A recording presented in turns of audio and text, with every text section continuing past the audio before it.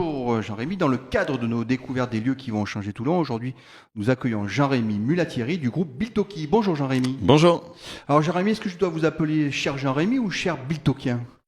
cher Jean-Rémy, cher Biltokien, les deux me conviennent, mais aujourd'hui je suis à part entière un Biltokien, mais je reste toulonnais. D'abord, quel est votre rôle au sein? Alors on rappelle quand même à nos auditeurs que le groupe Biltoki va investir les anciens halles de Toulon. Donc quel est votre rôle au sein de cette entreprise Biltoki? Donc mon rôle est un rôle de capitaine, c'est le nom de mon poste. Capitaine, ça représente vraiment bien le métier que je vais exercer et que j'exerce déjà, puisque je vois un petit peu les halles comme un bateau. Donc le capitaine du bateau est un peu le responsable de l'équipe, le responsable pour que tout se passe bien à bord. J'aurai bien entendu une équipe avec moi. L'idée est de pouvoir aujourd'hui développer et recruter les meilleurs commerçants, créer les halles de Toulon, en fait les recréer dans leur lieu historique. Et demain à l'ouverture, pouvoir les exploiter, que tout se passe bien, que les clients soient ravis, que les commerçants travaillent au mieux et que tout se passe pour le mieux dans cette ouverture de halle. Alors, qu'est-ce qu'une halle Biltoki?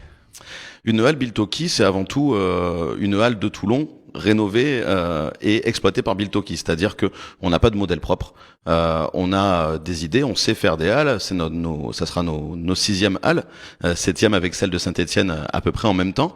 L'idée, c'est de pouvoir faire renaître les halles de Toulon sur le modèle de halles gourmandes.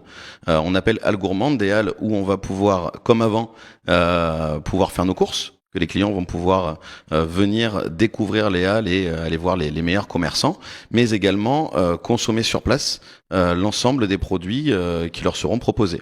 Alors Jérémy, on va voir juste un petit extrait de ce qu'est les halles Biltoki qui existent déjà dans le sud-ouest de la France. Très bien.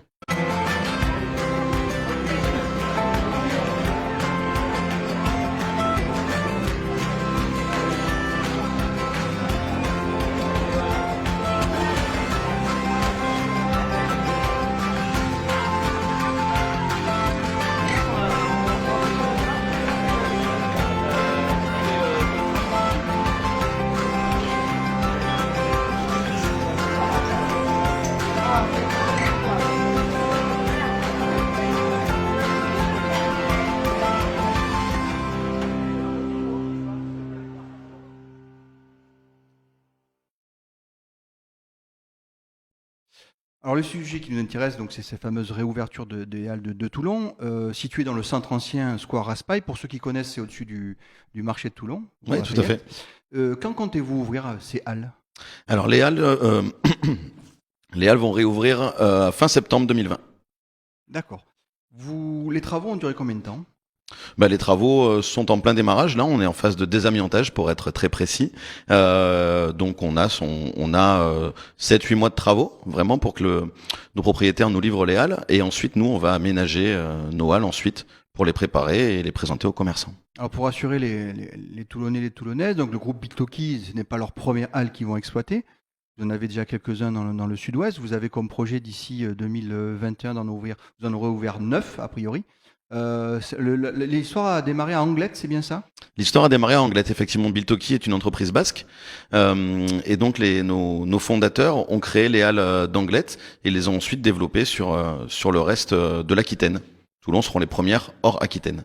Alors justement, ce groupe-là de trois frères, je crois trois frères et un cousin, Tout à on fait. démarre cette activité. On démarre dans la promotion immobilière Mhm. et après sont maintenant des exploitants. Alors pourquoi ce virage?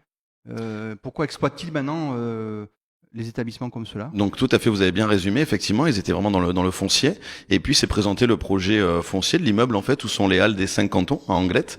Et avec le nombre de mètres carrés qu'ils avaient en rez-de-chaussée, ils se sont dit tiens, ça serait sympa de retrouver des halles à Anglette parce qu'il y en a déjà à Bayonne et à Biarritz qui entourent la ville d'Anglette, mais il n'y avait pas ce type de lieu à Anglette.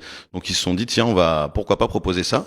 Et ils les ont créés, ils les ont exploités, ils ont adoré faire ça et ils se sont dit mais c'est génial, les clients adorent, nous on adore, pourquoi ne pas se lancer là-dedans. Et c'est comme ça que le virage a été pris. Alors pourquoi Toulon?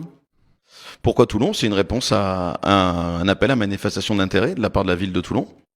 Et ce n'est pas parce que il y a des halles disponibles que Biltoki y va, hein. Il y a une analyse qui est faite et les conditions étaient réunies à Toulon pour pouvoir venir exploiter le lieu et donc Biltoki l'a fait.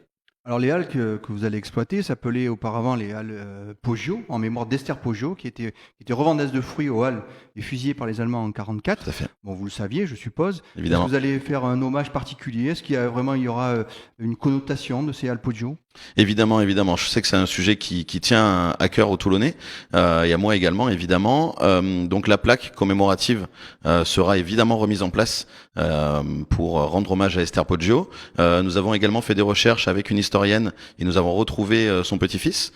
Donc nous échangeons également avec lui et l'idée est que les Halles rendent hommage à Esther Poggio, évidemment. Alors Jean-Rémy, je sais que vous êtes un régional de l'étape, vous êtes d'ici, hein, de Tout à fait. la Garde, De la Garde. c'est ça. Donc vous connaissez Toulon. Le groupe Biltoki, quel est le potentiel? Ils estiment quel potentiel on peut avoir sur Toulon avec ces halles? Je pense que le potentiel est immense. Biltoki l'a bien compris déjà en choisissant ce projet-là. La ville de Toulon est en plein renouveau et les Halles vont marquer vraiment le symbole encore de ce renouveau. Après la rénovation de la rue des Arts, la place de l'Équerre, le futur grand projet, c'est ces Halles-là. On y croit vraiment. Moi, le premier, je suis pas objectif parce que je suis Toulonnais, j'ai envie que ça réussisse. Mais je crois sincèrement que cela va être un projet dynamique, très très important pour la ville de Toulon. Alors chaque emplacement des halles Biltoki, c'est très stratégique. Vous essayez d'être à 10 minutes à pied, le maximum de personnes qui sont à 10 minutes à pied. Donc les halles correspondent parfaitement à vos critères de sélection. Tout à fait. Biltoki rénove des halles ou crée des halles et les exploite du moins en centre-ville. L'idée est vraiment de dynamiser les centres-villes via ces halles gourmandes. Donc là, l'emplacement est parfait. Il y a une douzaine de parkings en centre-ville de Toulon. On peut également desservir, ce qu'on oublie parfois, la Seine, les Sablettes via le bateau. Il y a beaucoup d'arrêts de bus également à Toulon. Et on croit au retour un petit peu des gens, des Toulonnais dans leur centre-ville. Alors vous allez garder l'architecture des années 1929. Évidemment, c'est une halle qui est sur le modèle Art déco, donc on va lui rendre hommage. Donc ça, ce sont les travaux qui seront réalisés par les propriétaires. Il y a évidemment un bel hommage, également garder les voûtes à l'intérieur. Et par notre décoration, par notre aménagement, garder ce clin d'œil à ce bel art style Art déco. Combien de commerçants doivent s'installer chez vous?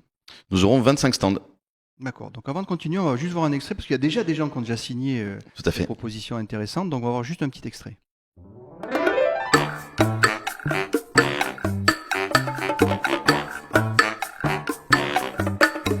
J'ai créé il y a 5 ans les Cahiers du Port. Jérôme Perche, traiteur à Bandol, originaire de Lille. Popol, c'est une conserverie artisanale depuis plus de 20 ans. Bonjour les amis, Alors, l'histoire de Blackpool. je vais vous parler de la boulangerie de l'Ermitage. Notre cœur de métier, c'est réellement la boucherie, charcuterie, traiteur. On a développé une rôtisserie en gardant la rôtisserie traditionnelle et surtout en développant un fooding à déguster sur place ou à emporter. Donc ça passe par de la salade César avec 4 recettes de burgers, Chromeski et sa sauce cajun. On fabrique des compotés à tartiner, donc tout ce qui est tapenade, tout ce qui est tomates séchées. Beaucoup de vinaigre, c'est la spécialité de la maison. Et on fait beaucoup de condiments autour de la Provence. Nous n'avons rien inventé, les boulangers existent depuis la nuit des temps. Nous utilisons le petit épeautre de Haute-Provence, indication géographique protégée. C'est une petite merveille. La volonté de travailler au levain naturel, avec des farines issues de l'agriculture biologique, façonnage manuel. Tout simplement, le but c'est de faire du bon pain. Comme produit, nous proposons 8 sortes d'huîtres, la gilardo, des vertes claires en numéro 3, numéro 4. Nous avons un peu de bouzigues et un peu de isigny aussi. Donc on a vu déjà on a vu un écaillé qui ont déjà signé chez vous, un boulanger, un épicier. Comment choisissez-vous vos commerçants? Alors, les commerçants, déjà, il faut qu'ils viennent à nous. Donc, soit ce sont eux qui déposent un dossier de candidature. On a présenté les halles depuis plusieurs mois. Donc, les gens ont pu répondre, les commerçants ont pu répondre. Et puis, nous, on fait aussi un travail de fond. C'est-à-dire que quand Biltoki choisit une halle, il y a une équipe qui se rend sur le terrain, qui passe beaucoup de temps sur le terrain pour comprendre comment fonctionnent, qui sont les commerçants un petit peu leaders, locomotives, comme on appelle, à Toulon. Donc c'est comme ça que ça a été réalisé. Ensuite, sur un commerçant, on les rencontre, on goûte les produits, on va les voir directement dans leur commerce et on échange ensemble, on leur présente le projet, on leur propose un stand, puis on avance petit à petit jusqu'à la signature. Alors je suppose que vous n'êtes pas complet aujourd'hui, hein, au mois de décembre 2019. Vous pensez être complet en septembre 2020 lorsque vous Évidemment, allez ouvrir? oui. On ne peut pas ouvrir une halle avec un stand qui ne serait pas rempli, donc oui, on sera complet. Alors qu'est-ce qu'on va trouver? Donc on va trouver donc les 5 commerçants qu'on vient de voir. Donc en fait, il faut un petit peu différencier les métiers traditionnels des métiers plus transformateurs, plus hybrides traiteurs. Donc un boulanger, un primeur, un poissonnier, un boucher, voire deux. Voilà, ça c'est les métiers vraiment traditionnels. Ensuite se rajoutent les métiers plus de transformation, comme on a vu le rôtissier. On va avoir également des métiers comme un traiteur provençal, comme un traiteur qui va travailler sur la mise en valeur de la truffe.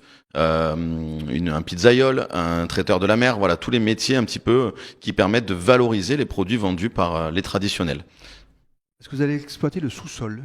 Je sais qu'il y a un sous-sol, est-ce que vous allez l'exploiter? Évidemment, on va l'exploiter en stockage, c'est-à-dire que les 1000 mètres carrés du sous-sol seront destinés aux commerçants et ça leur permettra d'avoir des chambres froides, des chambres sèches, voire des laboratoires de transformation pour stocker tous les produits et travailler dans les meilleures conditions possibles. Est-ce que vous allez faire comme à Bordeaux, une académie, Biltoki? Alors le travail à Bordeaux sur l'académie est très intéressant, c'est-à-dire qu'on essaye d'aider les commerçants à se développer sur leur façon de gérer le business.